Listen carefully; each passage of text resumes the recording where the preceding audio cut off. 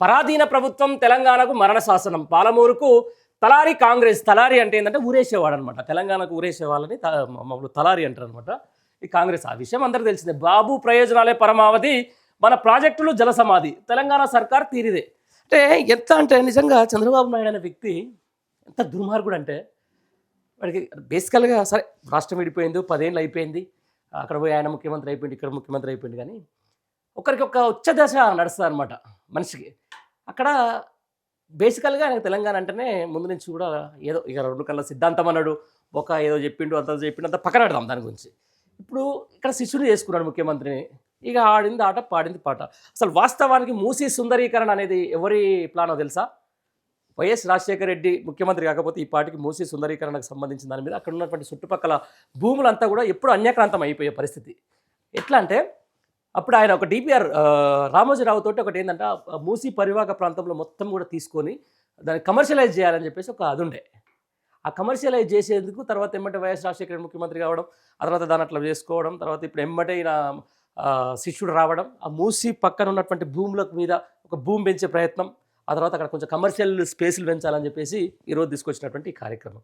ఈయన ఏదో మూసీ సుందరీకరణ చేస్తా, నేను మూసీని ఏది పాల నీరు లెక్క చేస్తా, తాగే నీరు లెక్క చేస్తానంటే వెనుక రేవంత్ రెడ్డి కాదు, ఇక్కడ జస్ట్ అదంతా బాబు గారి కమర్షియలైజం అన్నట్టు. సో అదంతా okay, end of the day మనం పక్కన పెడతాం. కానీ ఈరోజు కూడా ఏదైతే అదిగా ఇక తెలంగాణని ఎంత దోపిడీ చేయాలనో, ఇక మళ్ళీ ఒక 10 ఏళ్ల పాటు ఈ రాష్ట్రం కోలుకోదు, ఒక దాన్ని విఫల రాష్ట్రంగా చేసేందుకు కానీ ఆ రోజున ఓటుకు నోటు తీసుకొచ్చినటువంటి బాబు ఇక ఇంత అవకాశం ఉన్న తర్వాత తెలంగాణ నూకుంటాడు. ఎంత అన్యాయం చేయాలో అంతే అన్యాయం చేసేస్తారు. ఇక అంతే తెలిసిన ఇంకా 3 ఏళ్లలో దీన్ని మొత్తం డొల్ల ఇక అసలు తెలంగాణ రాష్ట్రంలో ఇక ఏం లేకుండా కూడా చేసేంత నీచానికైతే ఆల్రెడీ దిగజారుతారు. కానీ రాష్ట్రానికి మాత్రం మనం కాపాడుకోవాల్సిన బాధ్యత తెలంగాణ ప్రజల మీద ఉంటుంది, తెలంగాణ సబ్బండ వర్గాల మీద కూడా ఉంటుంది. శ్రీశైలం దారదత్తం చేసేందుకే కుట్ర, అందుకే జూరాలపై జూటా. కమిషన్ల దాహంతో కాంగ్రెస్ ద్రోహం, పీపీటీలో ఎండగట్టిన హరీష్. జల వివాదాన్ని కాంగ్రెస్ నాటిన విషబీజాలే, సమైక్య ప్రభుత్వాల ధోరణిలోనే రేవంత్ తీరు. సొంత నియోజకవర్గం గొంతుకొస్తున్న సీఎం జోరాలకు సోర్స్ మారిస్తే రాష్ట్రానికి తీవ్ర నష్టం. శ్రీశైలం తుంగభద్ర నీళ్లు ఏపీకి వదిలేసినట్లే. పాలమూరుకు 27,500 కోట్లు ఖర్చు చేసినాం. ఈ సర్కారు చేతగాని తనం వల్లే డిపిఆర్ వాపస్. కాంగ్రెస్ రాకతో 66-34కు కృష్ణా నీటి వాటా. 65 టీఎంసీలు తగ్గించి ఉల్టా మాపై నిందల. జీవో కాపీలు సగం చదివి తప్పుదో పట్టిస్తావా? అరేంజ్మెంట్కు అగ్రిమెంట్కు కూడా తేడా తెలియదా? అసెంబ్లీలో అబద్ధాలకు మీ నాలుక పోయాలన్నా? కాంగ్రెస్ జలద్రోహాలపై మాజీ మంత్రి హరీష్ ఫైర్. తెలంగాణ భవన్లో పవర్ పాయింట్ ప్రజెంటేషన్. దాదాపు 2.5 గంటలు జరిగింది ఇది.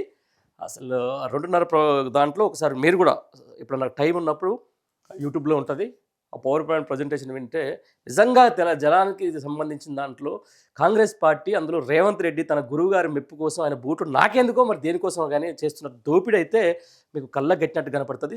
ప్రతి ఒక్కరు దీన్ని చూడాలి. లింక్కు సంబంధించిన దాంట్లో కూడా మీకు దొరుకుతుంది.